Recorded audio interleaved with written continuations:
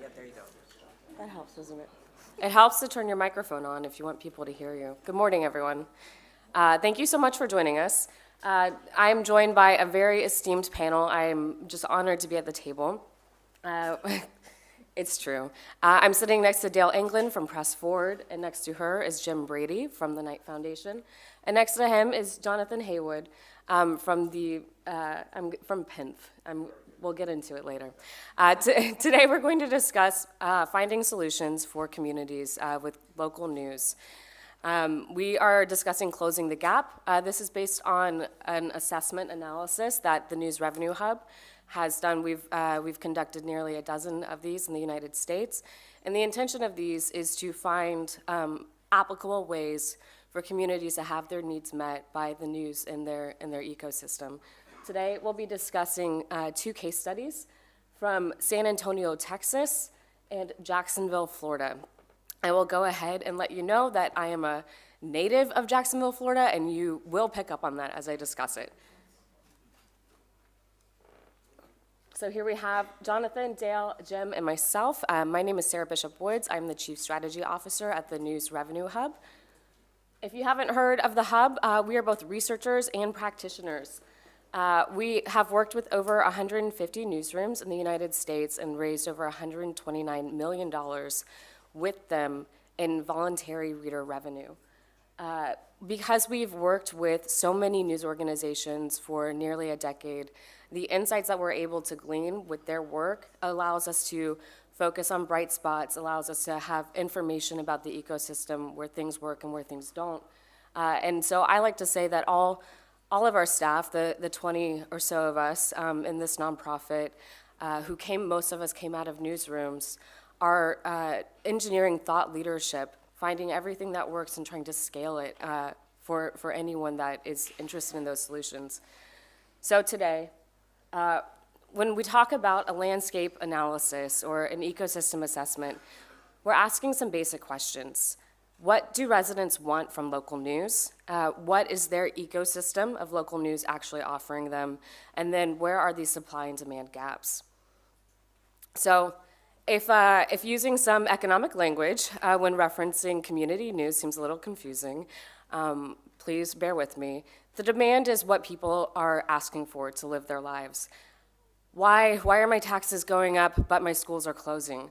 Who's running in my local elections? Why are the roads never finished? Just some of the basic ways that people want to actually involve their quality of life in their areas. And then on the flip side, we have the supply.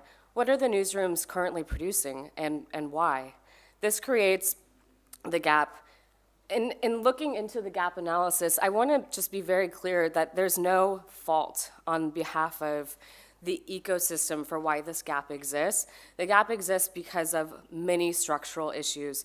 And in doing the gap analysis, we find out what the structural issues are. The intention is to go from a gap to providing equilibrium, providing solutions that funders can practically invest in to close the gap. Something that's also very important to acknowledge when we're talking about developing strategy is that strategies are intended to change over time. Your strategy works for now.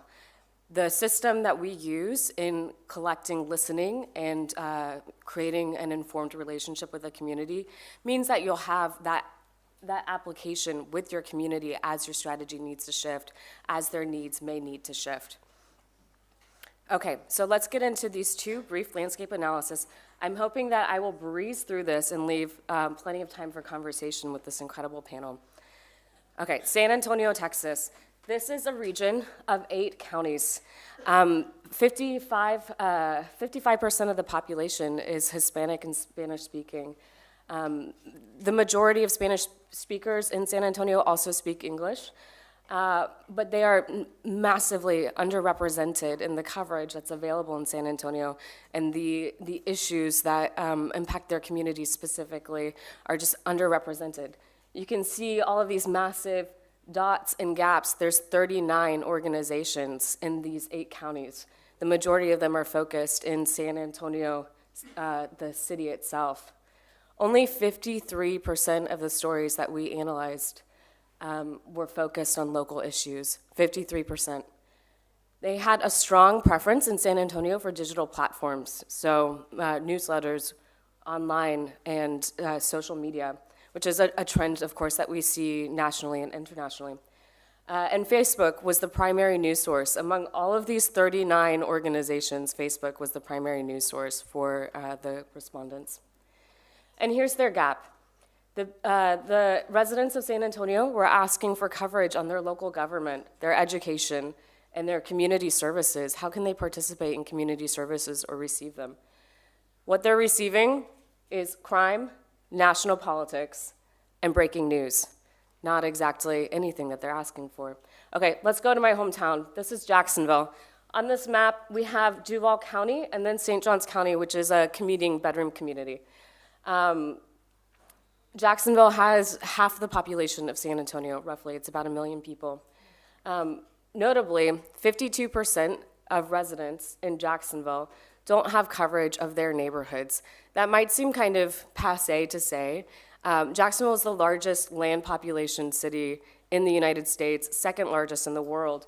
Every single community up here has a very distinct identity, and 52% of them have no coverage of their own area.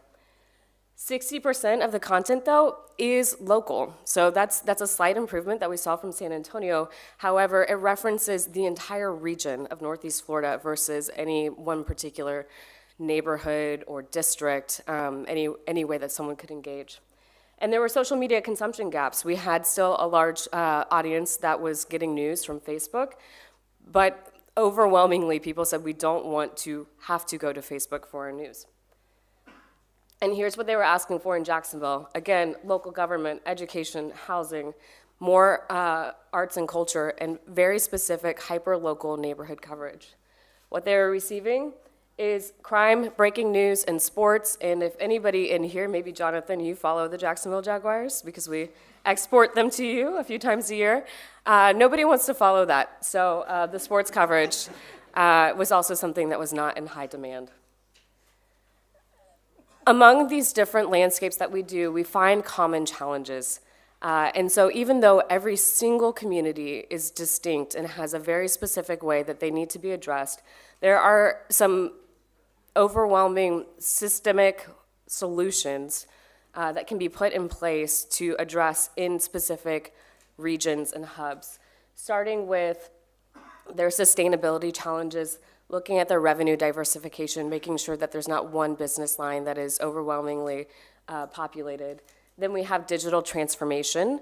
The year is 2025. Most of our audiences receive news on digital platforms, but legacy and community news organizations still have issues getting onto digital platforms. So maintaining that transformation and providing the skills needed to reach audiences where they are is pretty critical.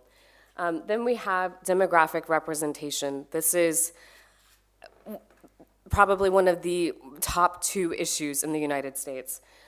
This isn't just referencing covering underserved areas, it's also referencing having diverse sources within your news to make sure that your news represents multiple voices and is inclusive of different perspectives. Then we also just have the content gap itself. Why am I hearing about the Jacksonville Jaguars when I want to hear about the Board of Education? So how can we address those content gaps? The solutions that we've put in place to address some of these through building shared resources or funding key anchor institutions, it really depends on the specific community. The idea is to develop value for funders through evidence-based investment solutions. So specifically, I've found bright spots for you that are applicable to this demographic. We have certainty that communities have asked for this. If you invest in this, we can anticipate this outcome. That leans on structural solutions instead of just story-based reporting, which is, as we know, become increasingly more interesting in the journalism space. Of course, you have to have ROI, and you have to understand what you're trying to measure. All of these categories, from content to representation, can very specifically be measured. So it's not just focusing on that big impact word without any definition. Everything can actually be measured here. And best of all, for potentially, I hope, funders, multiple funders can come in and collaborate on a large solution instead of working in silos and not knowing what each other is doing as part of the solution, which also brings us, of course, to Press Forward. So here we have the latest Press Forward map. If you're unfamiliar with Press Forward, this is the organization that Dale represents and that Jim is one of the chief architects for, really intended to bring coalitions of funders into areas to fund journalism. There's a three-pronged strategy, but today we're focused on the local strategy of bringing in community foundations and other local funders to ensure a specific region or community has a great ecosystem for news. Right now, there's 36 local chapters in 27 different states, and I don't know, is that 1,000 different stakeholders? Yeah. So the idea is to get into some of the challenges that funders are facing and how some of this work can be applied for them. So to kick it off, my question for this group, how can community needs assessments guide funders to supporting new to journalism? Thanks, Sarah. Hello, oops. Okay, you think I know how to do this now. Thank you. So we are Press Forward, if some of you went to the session yesterday, the chapters are one of the, I would say, unique structures of our endeavor, and we see it as a long-term strategy because even if National Press Forward goes away 5 or 6 years from now, we're setting up those chapters to be long-term. We invite community foundations and private foundations to lead those chapters, to start them. They're not started by outlets. And we ask them, though, quickly to very quickly involve other stakeholders at your table. So the table should never include, in the end, just funders. It should include other assets like libraries and universities and other people in the mix. But to do all of this work, we give catalyst funds to get those chapters to get their work started. So you can get anywhere from $100,000 to $250,000 over 2 years, depending on if you are a city, several counties, or a state. And frankly, they use that money in 3 ways. And one of them is research. One of them is staff, because if you're going to do this, set this type of a table, like I said yesterday, there's very few foundations that have a staff person or a program officer that's going to work just on news.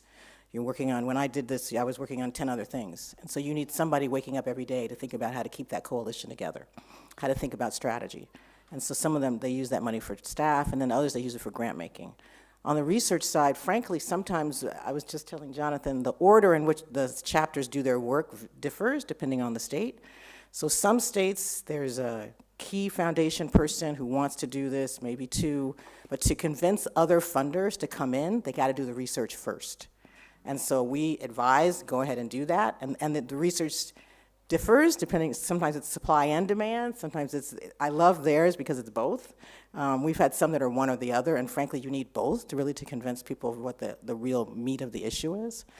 Sometimes people are on board and they're ready to talk, but they realize they're talking past each other because they really don't understand their ecosystem.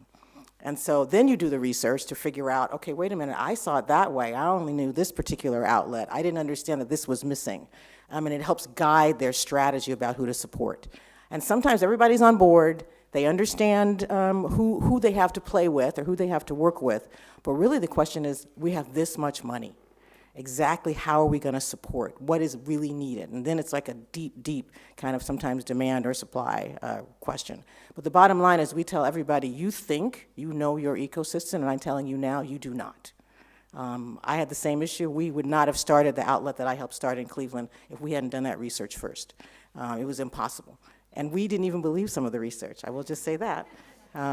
We were told, literally, we were particularly looking at, frankly, the population on the east side of Cleveland, very black, very poor, black and brown and poor. And when the researchers asked where they got their information, they literally named 2 people, Shirley and Jackie. And we were like, okay, please go back and do that again. We literally ended up meeting Shirley and Jackie. I'm not making that up, right? They got their information from people, And those people were trusted messengers in the community. And they wanted, let me be clear, that wasn't how they wanted their information. They wanted other things. They didn't, I mean, they liked Shirley and Jackie, but they, they wanted more stuff.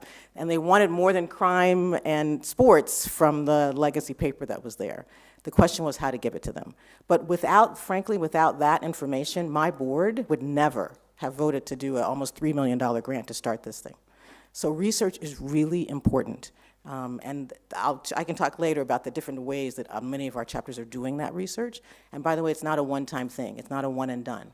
Many of our chapters that have been around for a while have done several versions of research, and we tell them keep doing that.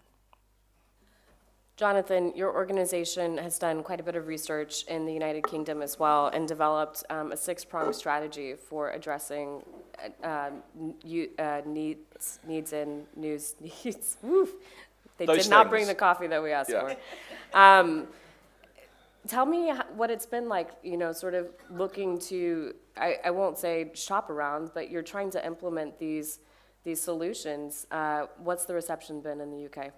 Okay, so thanks, Sarah. It's good to be here. It's always good to hear from Dale and Jim. And I'm always reminded when we have a panel with US and UK people working in and around journalism philanthropy that we really are two countries divided by a common language.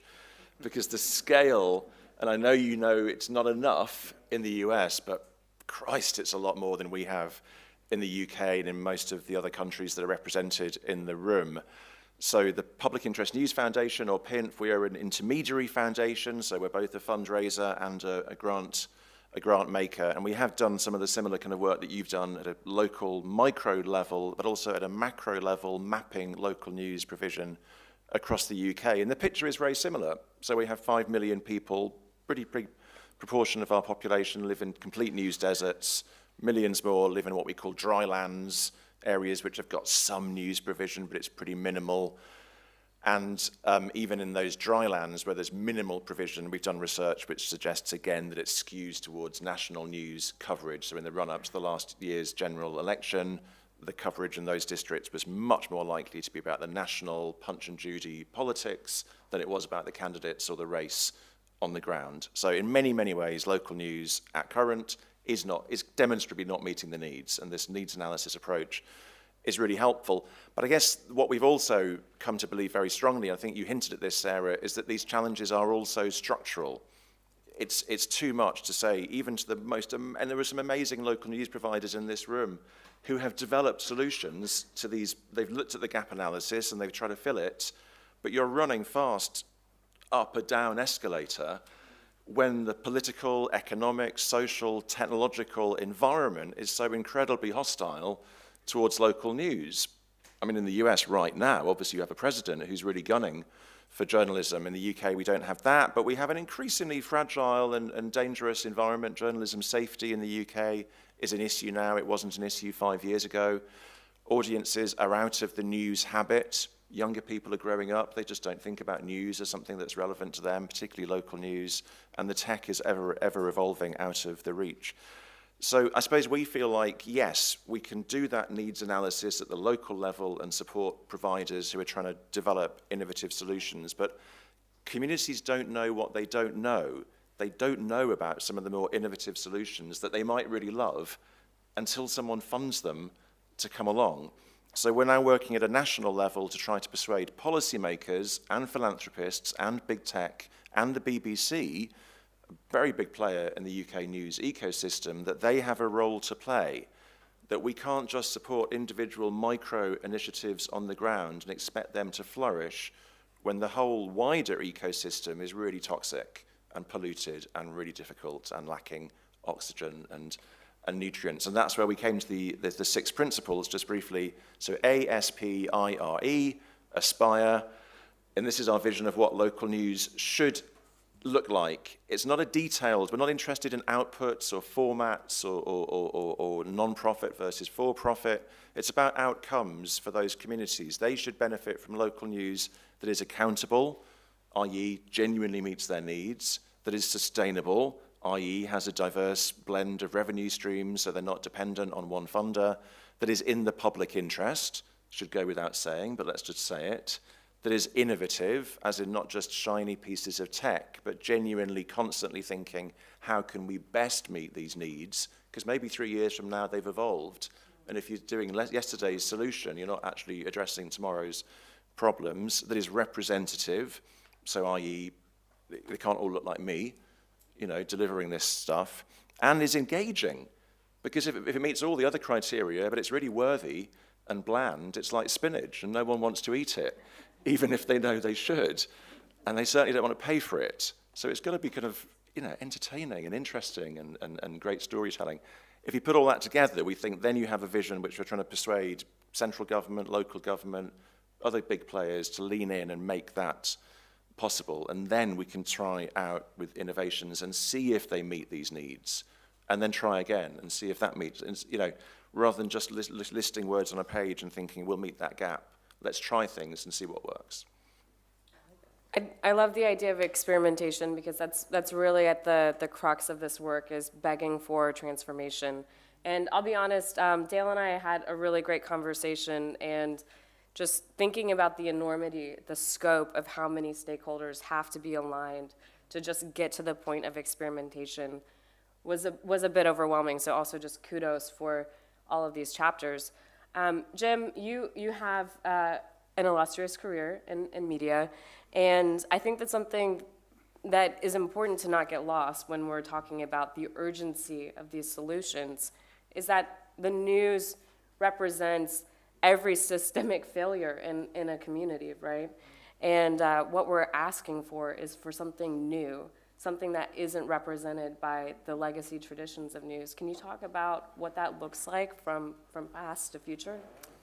Yeah, I think we talk a lot about the good old days of newspapers when they had 30% margins and they were rolling. I think one of the things that's lost in that is that they weren't necessarily the good old days for consumers, because it wasn't like we were asking consumers all the time what they wanted. We were creating new sections and creating new feature areas that were often driven by revenue more than they were driven by the reader saying, I want a travel section, or I want a home section, or I want, this is another way to make more bucks.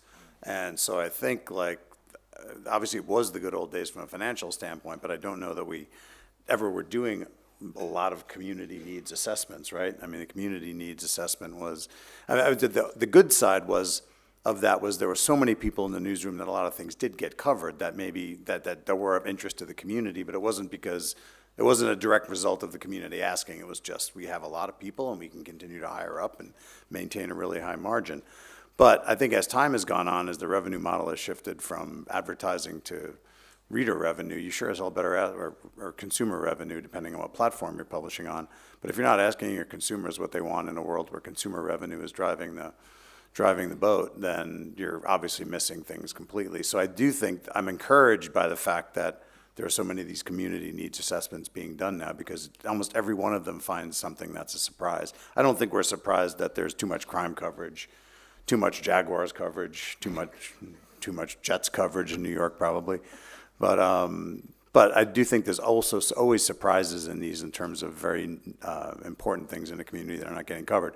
So I do think we're in a new era now, but I do think, if you look at it from the Knight Foundation perspective, we're pretty aggressive in every grant we do of having very hard metrics in there, and that's not something everybody likes. I think people would like to get money and be able to use it for whatever they want to use it for in the moment, but we really look at our investments as opportunities for somebody to prove something that can be replicated by other news organizations. So we try to keep our grants in a pretty narrow band from a metric standpoint, whether that's revenue, audience growth, communities covered, because we don't really do a lot of grants just for the organization that's getting the money. It's meant to be, what can we learn from this that can be applied to any newsroom in the U.S. or outside the U.S.? And so to do that, you kind of have to be pretty, I came straight here from the airport. I got here 45 minutes ago, so my brain isn't working. You have to be kind of a hard ass.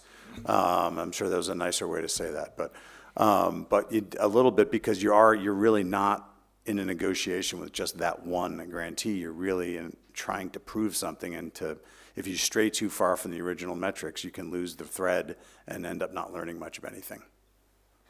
That actually reminds me of one of those call-outs from the research that we did in Jacksonville.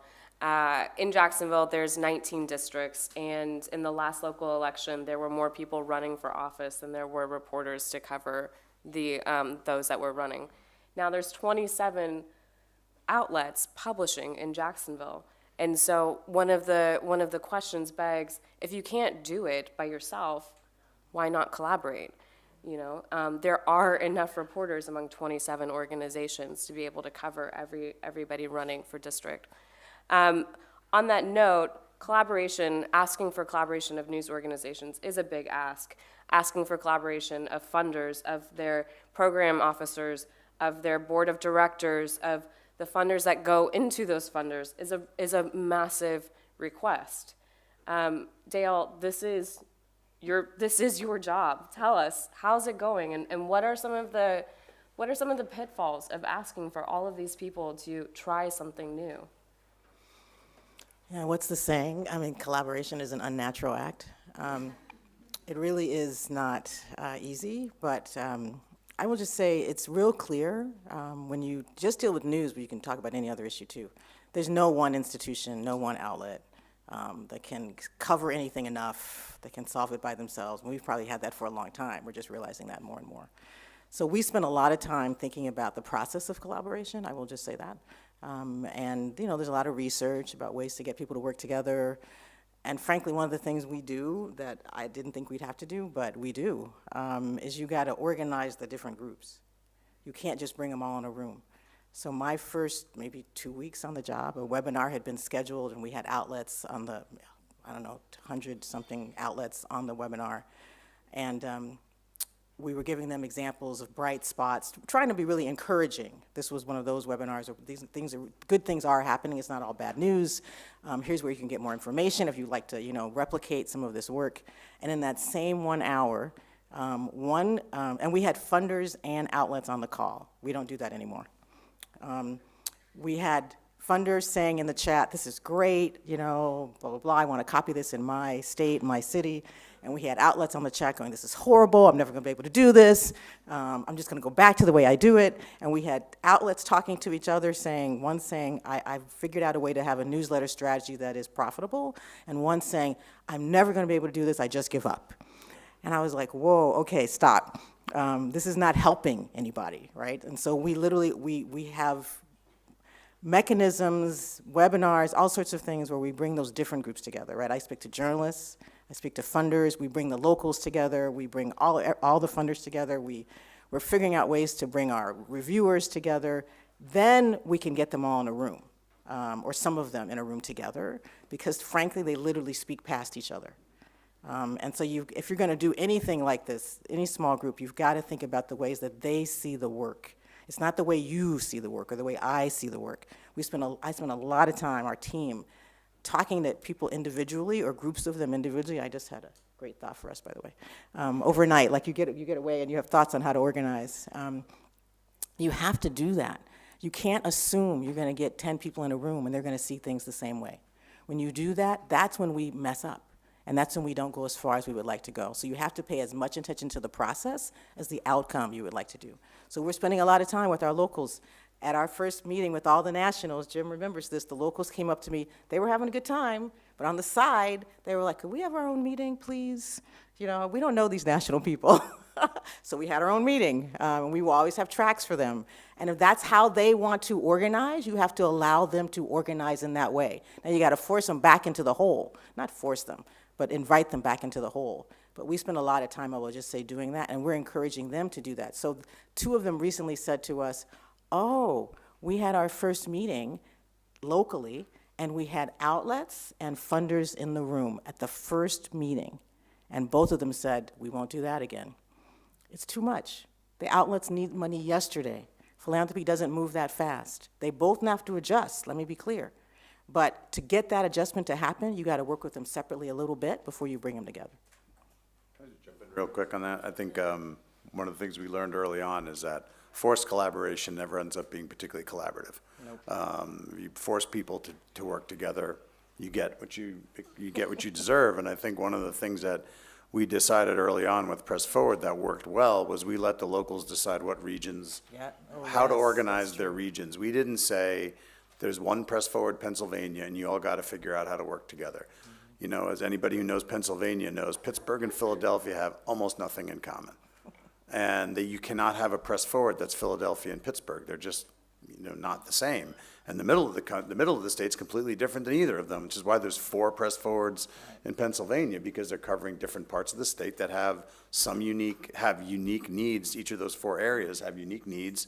And I think by letting them organize that way, we got them in the tent a lot more easily than if we forced them into a 1 press forward per state structure. I think we would have half as many chapters if we had done that.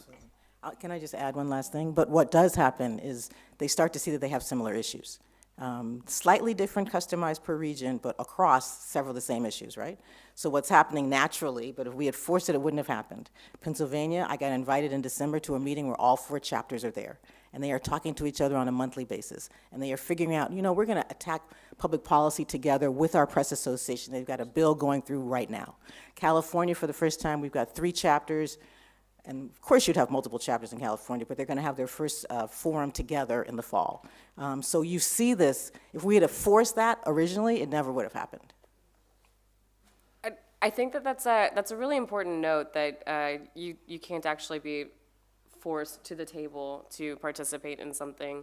It is in tension with our timeline for progress. And I want to ask all of you what your expectations are for a timeline of progress, because Jonathan, as you and I noted, the United States is, as you said, not in the early stages of fascism. So what are we looking at really when we're expecting, change to come through collaborations on a local level? Yeah, thanks for cheering us up. Yeah, fascism is a journey that takes 24 hours. Where are we? We had breakfast. I think we're now approaching 11s in the US. Maybe we can avert before we get to lunch. If it wasn't for the fascism problem, I would say 10 years. I would say in the UK, looking at where we are now, we do have bright spots, we do have innovators, we have potential, we have a growing awareness among the people with power that something has to change, that society will break, and they will lose out ultimately. So you're seeing a degree of enlightened self-interest from people in the UK. We have authoritarian elements in British politics. They're not currently in the driving seat, and they're currently actually losing a bit of ground because American politics is so deeply unpopular on our side of the Atlantic. So the fact that our far-right party is quite heavily aligned with Trump and Musk actually is counting against them in the UK. So let's assume that we don't go fascist and we don't get to breakfast even in the UK. I think in 10 years, you could imagine getting it. I mean, we talk a lot about ecosystems. Ecosystems are by definition virtuous cycles. They maintain energy over time because the different hubs and nodes in the ecosystem they turn each other's work into something positive and cycle it back. The moment the ecosystem is depleted and broken, I think if you can inject enough capital into it in the next 3 years, build on the bright spots, start plugging the dark spots, start sharing the ideas through all the convening that Dale is talking about, then you have a middle period of another 3 years where the bright spots are really looking good and the dark spots are starting to flicker into life. And then you have a final 3-year period where, all being well, with enough capital and enough innovation, audiences across the UK are starting to finally realize there is something good here that they actually value because it's delivering value for them. And after the 10 years, then you'd hope it's majority audience funded. But that is with a fair wind. There's a lot of outside factors we can't control. So 10 years is my most optimistic. Catch me on a pessimistic moment, it would be much longer. That's encouraging to hear based off of the downward spiral I went on recently, focused on the US. Jim, please inflect some perspective here. Help me know that we're going to turn this ship around. Well, I think Press Forward and the surge of funding is an attempt to have to speed up at least the number of things we can do and the number of things we can learn from over the next 5 years. But I think it's also important to note, you can't bake a cake at twice the temperature for half the amount of time and get the same cake, right? Just going faster, really fast because we feel like we have to doesn't necessarily guarantee any success or that anything positive happens. You could move way too fast and destroy the whole system. So I think you have to it's hard, but I think you have to like have enough patience and assess the field in a non-panicky way and try to figure out where to apply the funds to make a difference. And I think I do worry that if we rush too much, we make mistakes. But I do think clearly the funding surge that we hope will continue long beyond Press Forward, I think will speed things up. And I think we're still, I don't know, I guess the last thing I'd say is, I don't know if it's 5 years or 10 years, because I'm not exactly sure what we're building yet. We're not trying to rebuild the old system.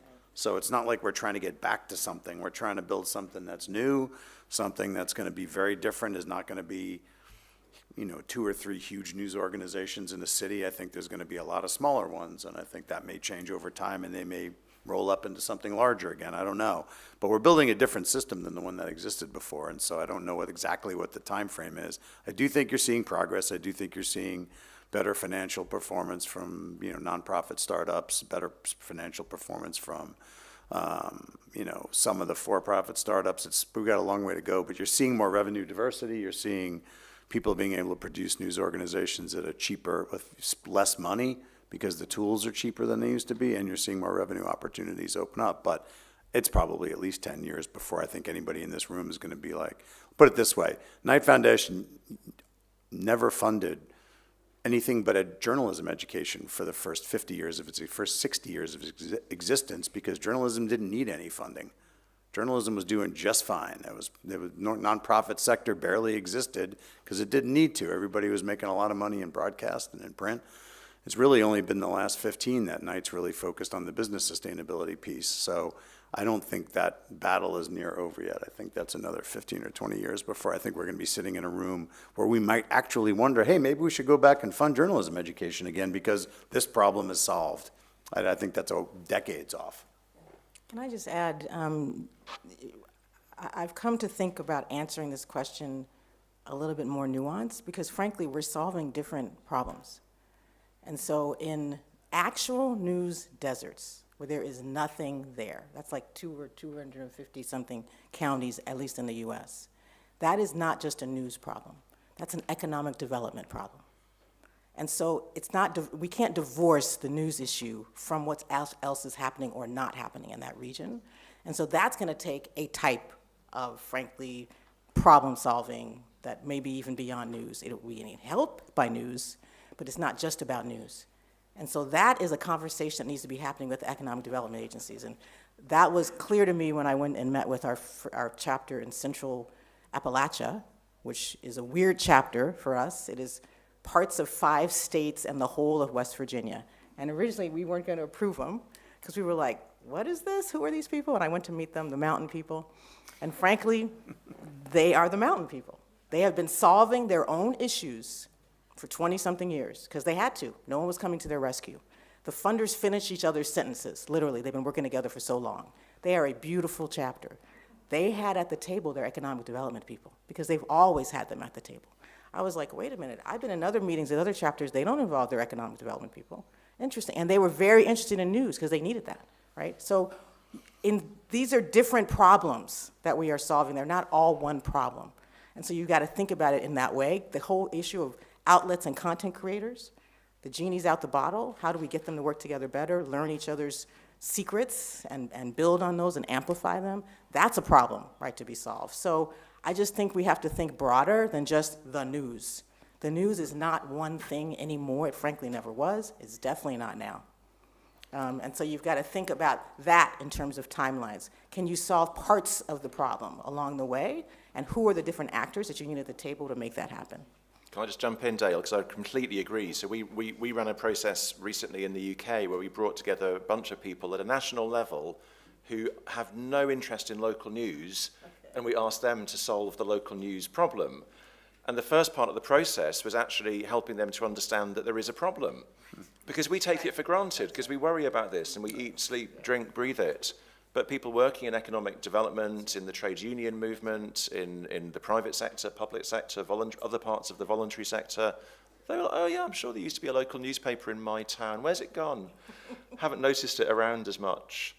And then you dig deeper and they say, oh yeah, sometimes I click on the local website. It's pretty horrible, isn't it? It's full of pop-up ads and I don't really like it. And Oh yeah, and when we say, you start to think, well, what do you think local news does for your sector, for your interest? Well, I guess, yeah, it'd be hard for us to actually develop the area without people sharing information and holding the powerful to account and attracting businesses. And, suddenly you realize you have a massive coalition in waiting, but they do need to be activated and educated in order to get them to the table. Yeah, I mean, there was a survey a couple of years ago, I think it was in the high 60s, low 70s of percent of Americans who thought local news was in good financial health. Like, people just don't know there's a problem. I mean, that number kind of stunned a lot of people because we live it every day and we kind of are stunned to find out 3/4 of the population or 70% don't know. But I think it shows a larger problem, which is I think we did a crappy job of telling our own story. I think we were too ashamed to admit the businesses were struggling, so we couched it in language like where laying off 20 people is part of a digital reinvention, which is like, no, you're laying off 20 people because you can't afford those 20 people anymore. Why don't you just tell people that? Why don't you explain why you're paying 4 times as much for this newspaper that's half as big as it used to be? Like, we all know why that is. The pressure for revenue moved to the reader. But I don't know how many papers really ran stories or were very transparent about the fact why that shift was happening. And I do think as we talk about community needs and the need to build that relationship, we have to start with ourselves and be transparent when we're struggling. We've got to let people know so that they know to help. I think a lot of people just don't know that we need help. Yeah, that's in the United States in the last 30 years, we've lost $33 billion in advertising, which was of course, the primary driver for many publications. And so that shift has gone to the reader. It sounds like, we've all in some way committed our lives to journalism, or at least committed some time to journalism. And that is because we're hoping, I assume, that we can utilize journalism to improve the quality of life in all of these other areas for people. We've been describing the crisis in news as the coal mine, but journalism really is the canary first, right, going back to Appalachia. So if we consider that journalism is the canary in the coal mine for these areas, and we've developed some fancy, exciting solutions, and we're asking people who wants to participate in this, can we talk about the tension between a prescriptive strategy versus allowing people to originate ideas that maybe don't tie into the ROI for a funder? Okay. Thanks for the hard question at the end. I tell people, press forward. I've worked on a lot of issues. I've never worked on an issue before where while you're trying to solve the problem, whatever you think the problem is, almost every condition around that problem continues to shift. So think about it in news, audience, tech, politics, literally everything you're trying to do, the structure, even young people wanting to go into news or not. And so we are organized at Press Forward at least around the problem. We don't say we have one solution. And so then you've got to allow, and we talk about this with our chapters a lot and our stakeholders, you've got to allow for, frankly, experimentation. You've got to allow for failure. You've got to allow for people to, all sorts of different types of people to come to the table, which is why we're going to be exploring with some partners. We don't have to do it all ourselves. Let me just be clear. We have lots of intermediaries and amazing groups in the news industry that we are partnering with, and we follow their lead. If they find a thread and we can pull it and share it with our funders, we do that. And so we're spending a lot of time sometimes gathering that information and finding ways to get it out to our stakeholders. The one thing that is a problem is things happen so fast. Just because we do the traveling, we know it changed, but the people in the next state don't. And so getting that information out to them where it's actionable, and they might want to use it to change something in the strategy that they're doing. We literally, for the first time this year, put writers on our retainer so that we can get information out to people as quickly as possible with things that are working, not working. And I would say on our grants, we're not prescriptive in the sense that we go to somebody and say, we want you to do this. They come to us with the ideas, but once we agree that this is an idea worth funding, then we work on metrics, because we're not in a position to say like, oh, we think somebody should do this, let's go find somebody. But but when it comes to those metrics, they are negotiable once the grant gets started, but For us, it's like, we're happy to change some of those metrics, but we change them when events on the ground necessitate their change. So if you tell us you're going to triple your events revenue and COVID happens, I think we can all agree you're not going to triple your events revenue. That's going to change. COVID changed almost I wasn't at night yet, but at that time, almost all of the grant metrics changed because the world changed completely. If you come to us and say, we want to change our events metrics because you're making no money in events and you know you're not going to hit that number, that's a different conversation. So we're not unflexible on it, but we want to have a good, honest, open conversation with grantees to find out if they're not hitting something, why not, and if there's a need to change it because of events on the ground change, and we're happy to do that. So you do have to be flexible, but not so flexible that you don't learn something that can be applied to the broader field. Yeah, I think so a lot of us here are with journalism support organisations, intermediaries, News Revenue Hub, Press Forward, etc., Public Interest News Foundation. We're in a weird and rather wonderful position. We're like the meat in the sandwich. You've got a bunch of busy people on both sides of us. You've got the outlets, the news providers, the journalists, who are just focused on the day-to-day, and you've got the funders who are focused on their endowment, their wider portfolio, the regulatory pressures they're facing, etc. And we have to kind of get into their minds just enough, but not so much that we're really annoying and adding to the pressures on them. But so I think our job is to try and come up with solutions that connect the funders to the opportunities in a way that goes with the grain of where they are, rather than trying to pull them into some crazy new direction that's scary, threatening, alarming, weird. And the best test of that is always that classic thing in comms, where you spend a year or two telling people something and they seem to be ignoring you, and then suddenly they tell you. Do you know, Jonathan, there's an amazing opportunity for a much more community-centered form of journalism. Has anyone ever heard of that? I don't know, that's amazing. Great, you own it now. But until they feel that ownership, it's just not really going to happen.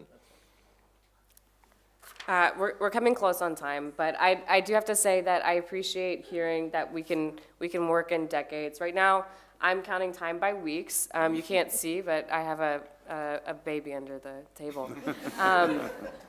And I want to end this on a high note, because we're really in a difficult period right now with news and with health, with the economy, et cetera. I don't have to tell us what the problems are. We know. So, Jonathan, I'll start with you. Just tell me about one solution that you're excited to see implemented, and then please, Jim and Dale, continue the question. God. What, in the whole everythingness of the world? Yeah. I mean, like Musk leaving the US government, I think would be quite good for the world. If that's the kind of solution we're looking for. Or, I mean, I know, at the grassroots level, I guess one thing that really excites me is those people who are leaning into in-person forms of journalism, whatever that looks like, whether it's a community newsroom, it's news cafes, it's pop-up news surgeries, it's going into barbershops, breweries. I mean, I've heard about some amazing experiments. That seems to be really about going to where people are and adding value to their lives without troubling them. I think that's really exciting. Well, he stole mine. So, no, I still think events are a huge opportunity for news organizations, not just because they can bring in revenue, but I started a couple of websites in the mid-2010s. All of them were heavy on events, and almost all of our members and most of our revenue came from people who attended our events, because if you can get somebody to show up at an event, they will become a member, they will sign up for your newsletter, they will use your site significantly. And we had, Billy Penn in Philadelphia, that we sold merch. We were trying to make it into more of it was like a lifestyle brand more than a news brand. But I do think news brands have to look at what they can be beyond just publishing on a day-to-day basis, because I think they can be more. Not without complexity and not without challenges, but I do think the idea of expanding out beyond the printed publication or the broadcast publication, getting out into the world to see and recruit new consumers is still way underplayed. I'm going to go with our student journalists. They are amazing right now in the U.S. in all sorts of ways. Student journalists are real journalists, is my phrase. And we're watching them, in spite of all the things going on in the world, still have hope and still realize that they have a place in the world and they should help drive some of that. And so watching that expand across the country right now is amazing. Awesome. Thank you so much to our esteemed panel. Please give them a round of applause. They've traveled near and far to be here. Thank you.